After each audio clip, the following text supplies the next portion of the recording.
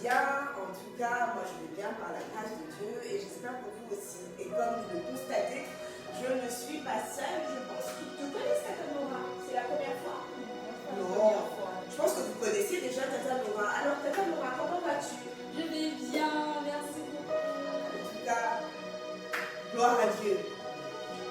Nous sommes à un nouveau mois, le mois de juillet. Waouh, c'est passé très vite. Nous sommes déjà au 6e mois de l'année. Non, 7e mois. Qu'est-ce que je raconte? 7e mois de l'année. Waouh. Waouh, waouh, waouh, waouh. Et nous allons encore dire merci à Jésus qui nous accorde la grâce d'être là, debout. Je ne sais pas si tu es en pleine forme. Mais en tout cas, moi, je le suis. Et je pense que Tata Nora aussi, tous ceux qui sont là. Excusez-moi, j'avais oublié de dire bonjour à tonton Joseph et tonton Jason. En tout cas, nous allons vraiment bénir le Seigneur qui nous accorde la grâce. Et vous savez, c'est vrai que nous avons tous vu le début de cette année. Mais il y a de ces personnes-là, il y a peut-être de ces enfants-là qui n'ont pas pu arriver jusqu'à ce jour. Et nous allons dire merci à Jésus de ce qu'il il nous a encore renouvelé le souffle de vie, il a renouvelé ses grâces et ses bontés dans nos vies. Et nous allons lui recommander encore le restant de ce culte. Élevons-nous voix. Seigneur, merci. Merci pour ce temps. Seigneur, oui, tu as encore renouvelé tes grâces et tes bontés en ce jour et nous te sommes infiniment reconnaissants. Nous ne voulons pas prendre ces choses comme étant à de la vie. Et Seigneur, il t'a plu, Seigneur, de permettre à ce que nous soyons là. Et même pour ceux qui ne sont pas forcément en bonne santé ou qui n'ont pas forcément la force, le fait que tu aies renouvelé leur souffle de vie, Seigneur, ils peuvent encore avoir l'espoir que tu feras parce que tu es fidèle. Et Seigneur, nous voulons encore te recommander ce culte que nous allons faire. Seigneur, nous voulons te recommander nos cœurs, nous voulons te recommander toutes choses, chaque aspect de ce culte, afin, Seigneur, que ton nom soit glorifié, afin, Seigneur, que tu puisses parler à nos cœurs et que nous puissions te rendre toute la gloire. Au nom de Jésus. Amen, amen, amen. Notre Dieu siège au milieu des louanges de son peuple. Et sans plus tarder, nous allons laisser Tata Nora nous conduire encore en cet après-midi. Amen. Amen. J'espère que vous êtes prêts, les enfants. Est-ce qu'on peut déjà acclamer? Ah, yes, on va dire, je me réjouis dans le nom du Seigneur. Tonton Jason est prêt? Ok. Ah, je me réjouis dans le nom du Seigneur. Vas-y, chante avec moi. Ah, je me confie dans le nom du Seigneur. Tu connais la suite, n'est-ce pas? J'élève les mains dans le nom du Seigneur. Et l'enfant, tu vas danser pour Jésus. Je danse de joie dans le nom du Seigneur.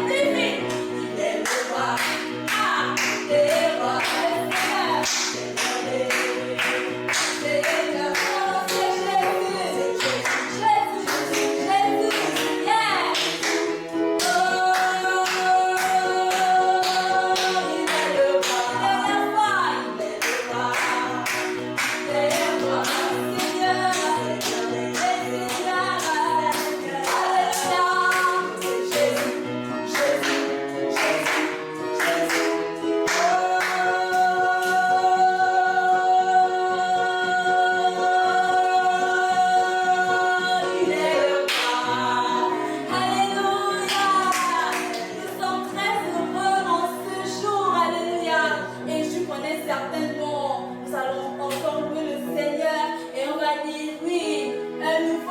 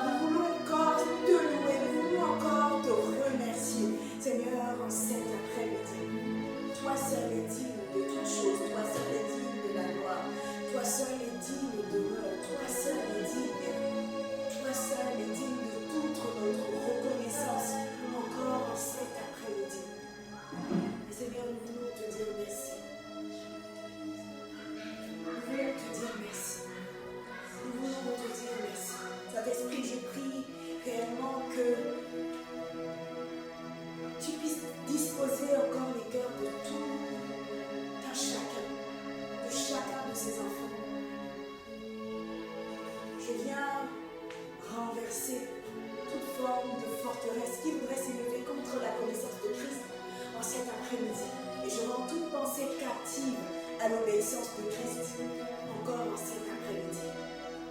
Merci Saint-Esprit de ce que tu viens glorifier Jésus encore durant ce culte et que toute la gloire te revienne au nom de Jésus.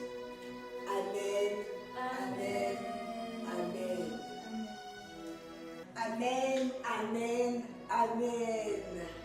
Alors, qui peut me rappeler ce que nous avons vu durant tout le mois de juin? Pour toi qui n'as pas suivi le culte, je t'inviterai à demander à papa ou à maman ou encore à un adulte de te remettre les cultes. Nous avons parlé de la mission, pourquoi nous sommes sur cette terre. Après, le mot mission peut te paraître compliqué, mais nous avons vu durant tout le mois de juin pourquoi nous sommes sur cette terre, pourquoi Dieu nous a suscités sur cette terre. Amen. Et alors que nous sommes en train de poursuivre ce mois de juillet, nous allons voir un tout nouveau thème qui n'est autre que les rois de Juda. Alors, ce qu'il faut savoir, c'est que à Juda, il y avait plusieurs rois. On ne pourra pas tous les voir et on ne verra que quelques-uns durant ces 4 dimanches du mois de juillet. Et pour revenir encore à cela, c'est que ce qu'il faut savoir, c'est que dans la Bible, précisément dans l'Ancien Testament, Juda avait été divisé en 2 royaumes. Et donc nous n'allons pas nous attarder sur l'histoire, sur tout ce qui s'est passé, mais c'est simplement pour que vous puissiez un peu comprendre. Et nous irons dans le livre de 2 Chroniques, qui se trouve dans l'Ancien Testament, et du chapitre 16 au chapitre 20. Alors, peut-être que du chapitre 16 au chapitre 20, c'est un peu trop te demander de lire tout ça. Mais voilà, tu pourras bien évidemment lire ne plus que le chapitre 19 et le chapitre 20. Là, ce ne sera pas trop long. Mais nous allons parler, nous allons du moins voir ensemble ce que nous disent ces passages. Amen. Amen. Alors, si je vous dis, par exemple, bon, je vais prendre un prénom, on va dire Rigobert, j'espère que tu ne t'appelles pas Rigobert. On va dire que Rigobert doit passer un contrôle à l'école. Bon, c'est vrai que vous êtes déjà en vacances, je le sais. Enfin, du moins, oui, je pense que tout le monde est déjà en vacances normalement. Ok, donc si on se dit que Rigobert doit passer un contrôle, et puis là, il faut qu'il réussisse bien évidemment pour aller en classe supérieure. Mais Rigobert a un peu peur. Il n'est pas sûr qu'il va réussir son contrôle. Et donc Rigobert, qu'est-ce qu'il va faire? Il va voir sa maman. Il va voir sa maman pour lui dire qu'il a un peu peur. Et qu'est-ce que sa maman lui dit? Sa maman lui donne des conseils. Sa maman lui donne des conseils et sa maman lui dit: tu vas y arriver, ne te laisse pas abattre, tu vas y arriver, tu es un champion. Ok. Et puis là, nous avons... quel autre prénom on va prendre? Lucas, par exemple. Lucas, qui est dans la même situation. Lui aussi, il est dans la même classe que Rigobert. Il doit aussi passer un contrôle pour aller en classe supérieure. Amen. Donc, Lucas, il prépare le même contrôle.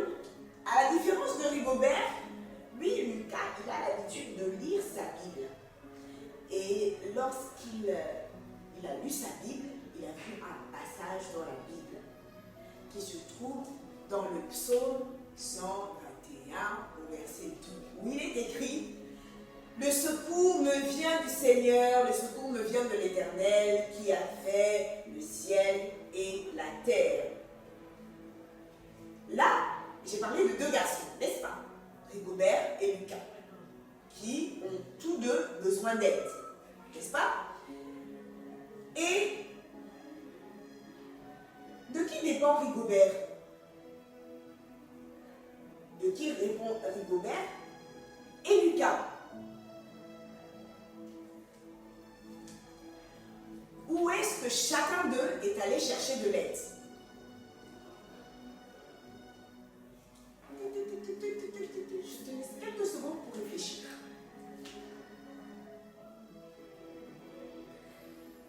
Rigobert est allé chercher de l'aide chez sa maman, n'est-ce pas? Je ne dis pas que c'est pas bien de le faire. À la différence de Lucas, lui, il est allé chercher de l'aide dans ce que Dieu dit, c'est-à-dire dans sa parole, dans la Bible. Et nous devons comprendre qu'il est important de rechercher de l'aide de Dieu, quelles que soient les situations par lesquelles nous pouvons passer. Et c'est ce que le roi Josaphat a eu à faire.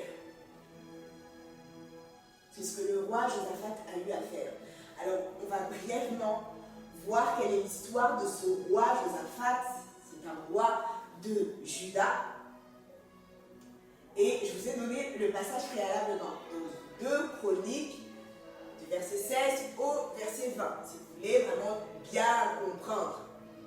Mais bon, je vous invite à lire, si vous le pouvez, pour ceux qui savent lire, le chapitre 19 et le chapitre 20. Et pour ceux qui ne savent pas lire, vous pouvez toutefois demander à un adulte de lire ces passages pour vous. Amen. Amen. Ce qu'il faut savoir, c'est que avant que Josaphat ne devienne roi, c'était d'abord son père Asa qui était le roi. Et lorsque son père Asa était le roi, il a mené une bataille contre les Éthiopiens.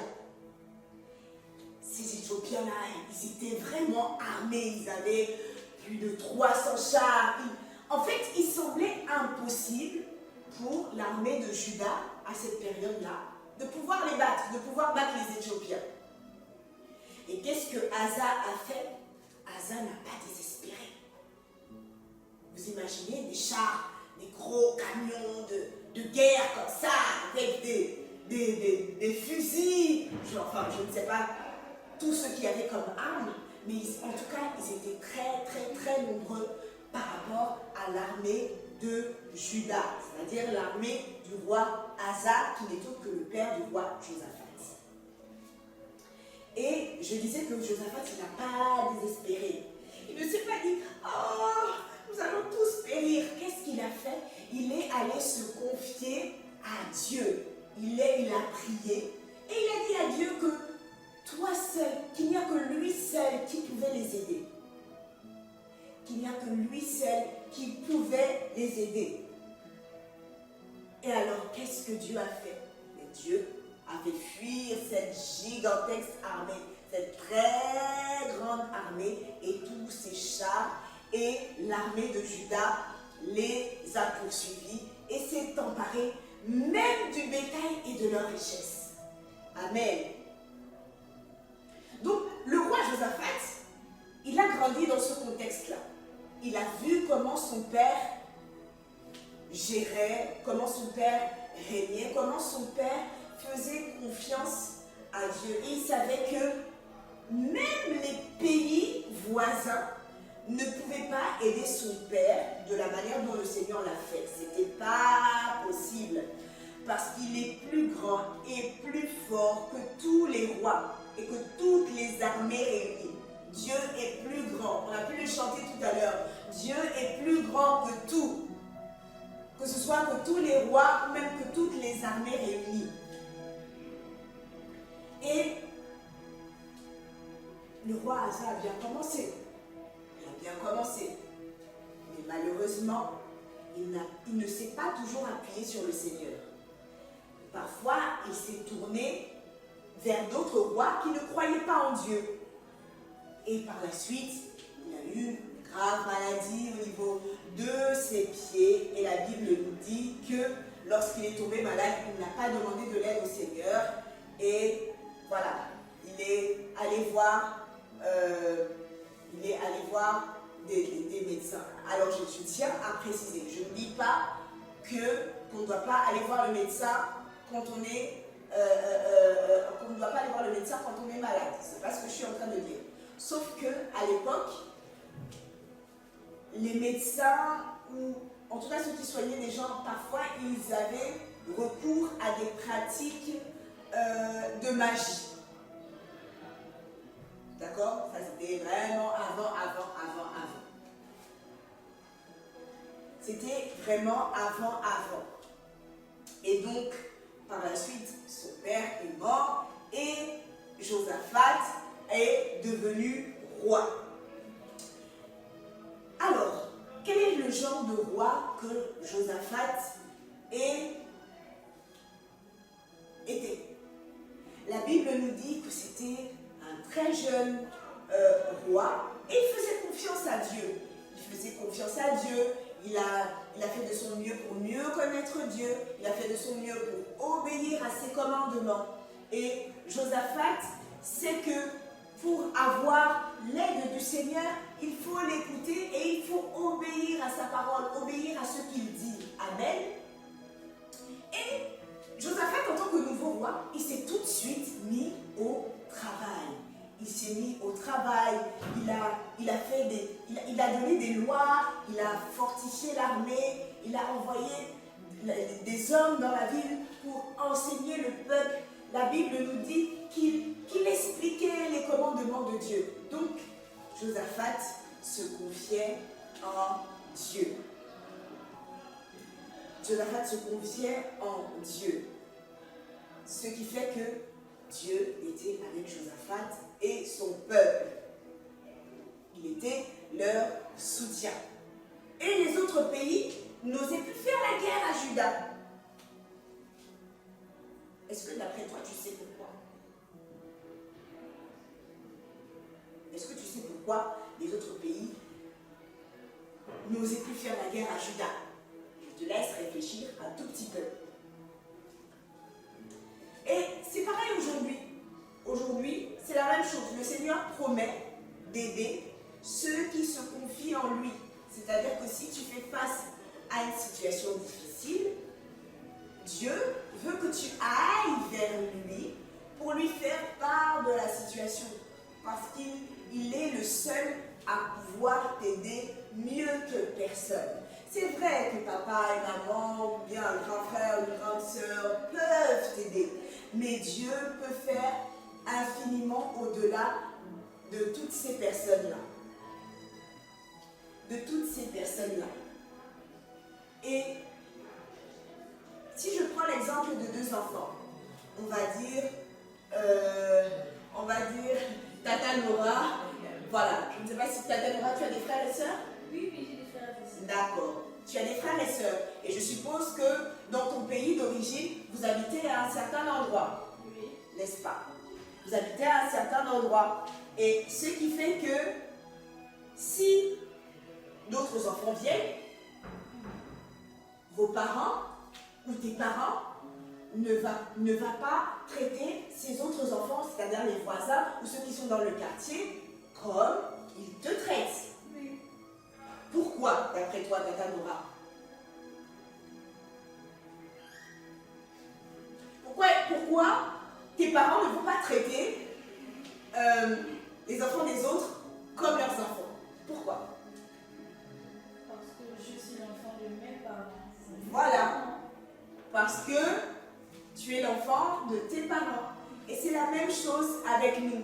C'est la même chose avec nous. Dieu veut que nous fassions partie de sa famille. Et la question que j'aimerais te poser en cet après-midi, est-ce que tu fais partie de la famille de Dieu? Peut-être que tu ne comprends pas très bien ce que cela veut dire, ou peut-être que tu aimerais être enfant de Dieu. mais tu ne sais pas comment faire.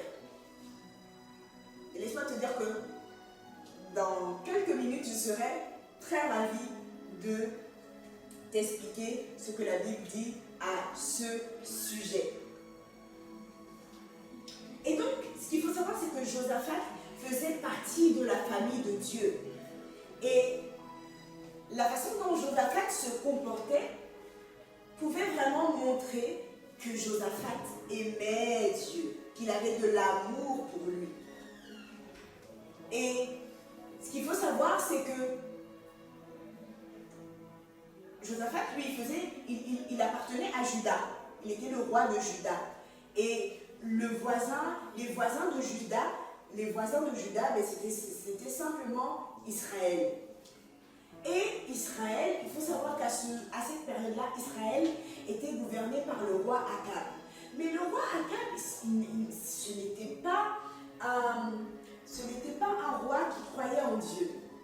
Il était méchant, il agissait contre la volonté de Dieu. Et il encourageait son peuple à adorer des idoles. Et ce n'était pas cette façon des choses que Josaphat, de la manière dont Josaphat fonctionnait. Et un jour, qu'est-ce qu'il a fait? Un jour, Josaphat rend visite à Akab. Et qu'est-ce qui se passe? Il dit, toi et moi, nous pourrions unir nos armées et attaquer Ramoth en Galade. Ça, c'est ce que propose Akab à Josaphat. D'après toi, qu'aurait dû répondre Josaphat? Qu'est-ce que Josaphat aurait dû répondre? Et pourquoi il aurait dû répondre ça? Normalement, Josaphat aurait dû dire non. Mais Josaphat, qu'est-ce qu'il a répondu? Il a dit, bien sûr, nous irons avec toi, mais d'abord, consultons l'Éternel. Mais d'abord, consultons Dieu. Et donc, qu'est-ce que le roi Akab a fait? Il a fait venir des prophètes. Les prophètes, ce sont des personnes qui parlent de la part de Dieu. Il a fait venir des prophètes. Et qu'est-ce que ces prophètes-là ont dit? Ces prophètes-là ont dit que bien sûr, ils auront la victoire. Mais lorsque ces prophètes ont dit cela, Josaphat, lui, il n'était pas bien. Il n'était pas convaincu. Il n'était pas convaincu, il ne se sentait pas à l'aise. Et il soupçonnait que cela ne venait pas de Dieu. Donc, ensuite, Akab a fait appeler Michée, qui est un autre prophète. Et Michée, il parle vraiment de la part de Dieu. Et donc, Michée a dit que tu seras vaincu. Tu seras vaincu. Et bien évidemment, il fallait maintenant que le roi Josaphat se décide. Il fallait que le roi Josaphat se décide. Mais qu'est-ce qu'il a fait?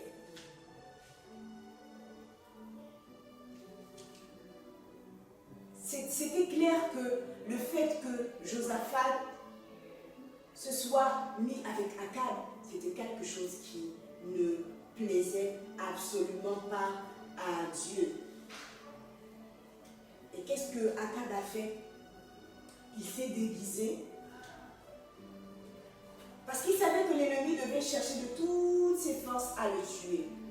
Il s'est déguisé et sur ses conseils, Josaphat, lui, il a gardé ses habits alors que Akab, lui, il savait très bien ce qu'il faisait. Il s'est déguisé et lorsqu'ils sont venus, ils ont dit, regardez, voici le roi d'Israël.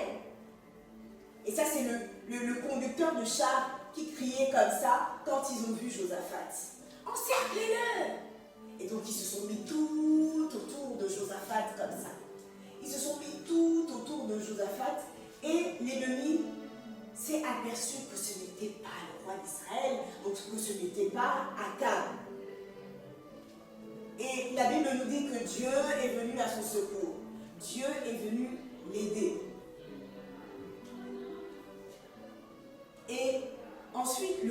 Éphraim, il est rentré chez lui en ayant appris une chose très, très, très importante. Il a appris à quel point il est vain de compter sur un homme ou sur son armée, mais qu'il faut placer sa confiance en Dieu et en lui seul.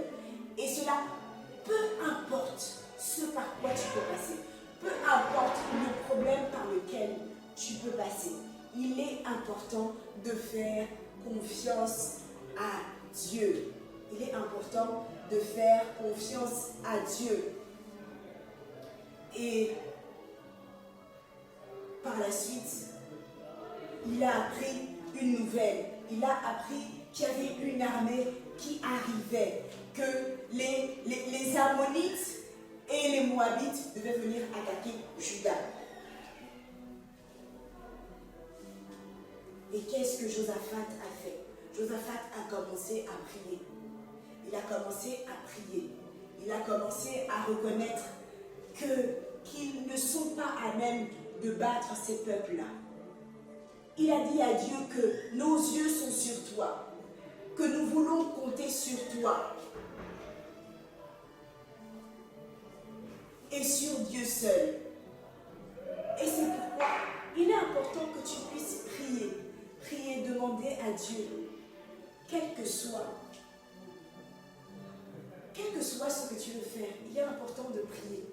Le matin lorsque tu vas à l'école, ou même lorsque tu dois sortir de chez toi, ou même lorsque tu te réveilles, il est important de prier. Il est important de parler à Dieu. Parce que tu ne sais pas ce que l'ennemi a prévu de te faire tout au long de cette journée. Il est important de prier et de parler à Dieu. Et j'aimerais finir vraiment en disant que Judas a vaincu tous ses ennemis-là, même sans avoir combattu. Même sans avoir combattu. Et qu'est-ce qui s'est passé d'après vous? Qu'est-ce qui s'est passé d'après vous? Josaphat, alors qu'il a fini de prier, il s'est préparé avec son peuple, il s'est préparé pour la bataille. Et ensuite, il dit, écoutez ce que le Seigneur a dit, faites-lui confiance et vous aurez la victoire. Ensuite, il a pris son armée, ils étaient en train de se préparer pour aller vers la bataille. Et cela était vraiment inhabituel. Parce que qu'est-ce qui s'est passé? Des musiciens se sont mis devant les soldats. Les musiciens se sont mis devant les soldats. Ils ont commencé à louer Dieu, à louer Dieu, à louer Dieu, à dire les bienfaits de Dieu, tout ce que Dieu a eu à faire, car son amour dure toujours. Ils ont commencé à louer Dieu, à louer Dieu, à louer Dieu. Et pendant que les musiciens étaient en train de chanter, mais l'armée se dirigeait vers l'endroit où ils pouvaient apercevoir l'immense armée de l'ennemi. Et quand ils sont arrivés, ils n'en croyaient pas leurs yeux. Parce que qu'est-ce qui s'était passé? Dans toute la vallée, il n'y avait que des cadavres, des soldats, des ennemis. Ils étaient par terre, les gens étaient morts. Les ennemis étaient morts, ils étaient morts. Dieu a fait en sorte, qu'est-ce que Dieu a fait? Dieu a fait en sorte que les ennemis se tuent entre eux. Ils se tuaient entre eux, alors que de base, ils étaient venus pour tuer tout Juda, l'armée de Juda. Mais Dieu les a confondus. Dieu a fait en sorte qu'ils se tuent entre eux. Dieu a fait en sorte qu'ils se tuent entre eux. Et il y avait des objets, des vêtements précieux, des armes, beaucoup de choses qu'il fallait plusieurs jours pour transporter tout ce qu'ils avaient laissé. Et c'est justement ce que le roi Josaphat et son peuple veulent faire. Et le 4e jour, mais le roi conduit une procession, si je peux dire ça comme ça, jusqu'au temple de Jérusalem. C'était vraiment un jour joyeux.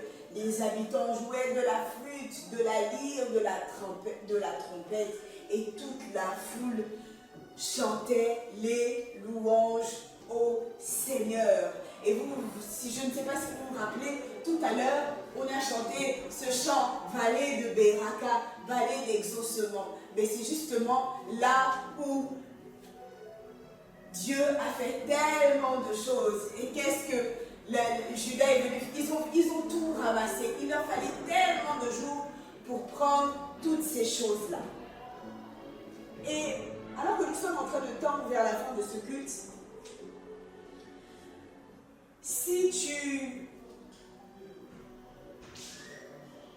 alors que nous sommes en train de tendre vers la fin de ce culte, si tu connais ce Jésus-là et que tu aimes le Seigneur, je te prierai de ne pas oublier, de le remercier pour son aide dans ta vie.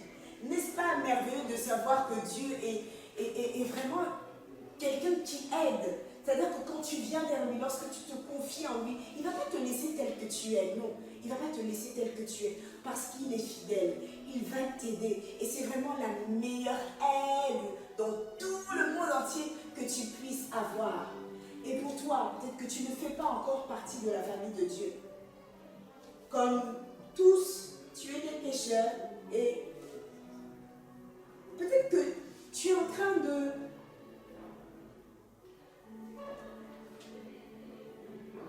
mentir. C'est-à-dire que, voilà, tu as regardé sur la copine de ton camarade et puis là, ton enseignant te dit, qu'est-ce que tu es en train de faire?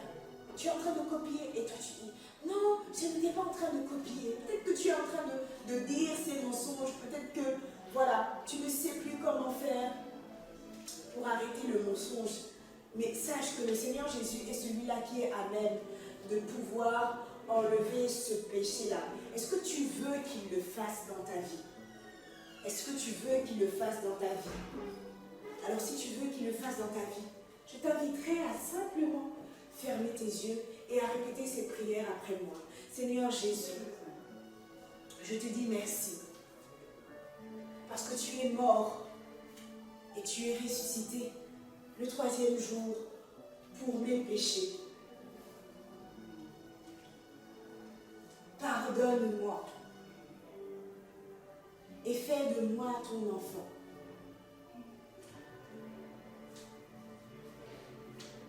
Que toute la gloire te revienne dans ma vie. Et alors que tu as répété cette prière après moi, peut-être qu'il ne s'est rien passé, peut-être que tu es en train de pleurer. Mais sache que, alors que tu as cru en cela, tu as cru que Jésus est venu pour te sauver. Il est venu sur la terre pour te sauver. Et alors que tu l'as confessé de ta bouche, il est venu habiter dans ton cœur, même si tu ne ressens absolument rien. Il est venu habiter dans ton cœur. Il est venu habiter dans ton cœur et tu es devenu enfant de Dieu et qui a de la joie dans le ciel pour un seul pécheur qui se répand. Amen. Amen. Et pour toi qui a déjà dû accepter Jésus, ne sois pas oublié de ce que le Seigneur peut faire. Oui, comme je t'ai dit, c'est vrai, papa et maman peuvent faire des choses vraiment extraordinaires. On a vu Rigobert, il est allé voir sa maman. Sa maman lui a dit, tu es un champion. Oui, c'est vrai. Mais il est important de compter sur Dieu par-dessus tout. Par-dessus tout. Amen. Amen. Amen. Et pour finir, nous allons voir ce verset à mémoriser qui n'est autre que Ésaïe chapitre 41 au verset 10.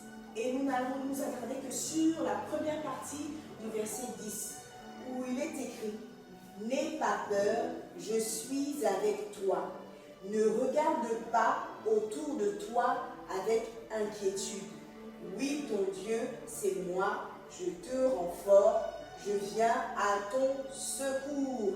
Amen, amen, amen. Dieu est celui qui vient à notre secours. Et lorsque nous avons peur, et lorsque nous passons par des situations difficiles, il nous suffit simplement de nous tourner vers ce Dieu-là. Il nous suffit simplement de faire confiance à ce Dieu-là. Oui, parce que lorsqu'il dit une chose, assurément, la chose arrive. Oui, il n'est pas un homme pour mentir. Il n'est pas un homme pour mentir, ni le Fils de l'homme pour se repentir. Alors,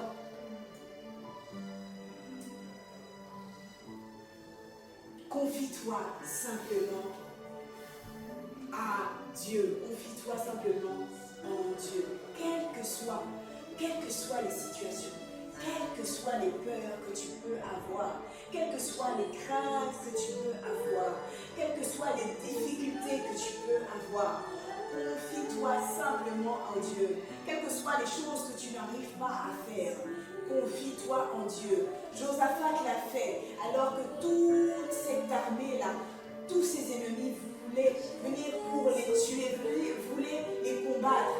Jésus, Dieu est venu et a, même sans combattre,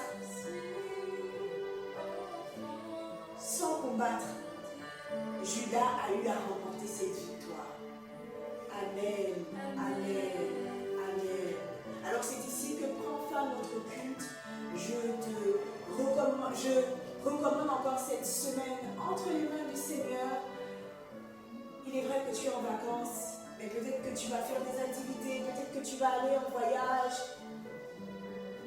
Mais n'oublie pas, quel que soit ce par quoi tu vas passer, quelle que soit la situation, n'oublie pas de te confier en Dieu. On se dit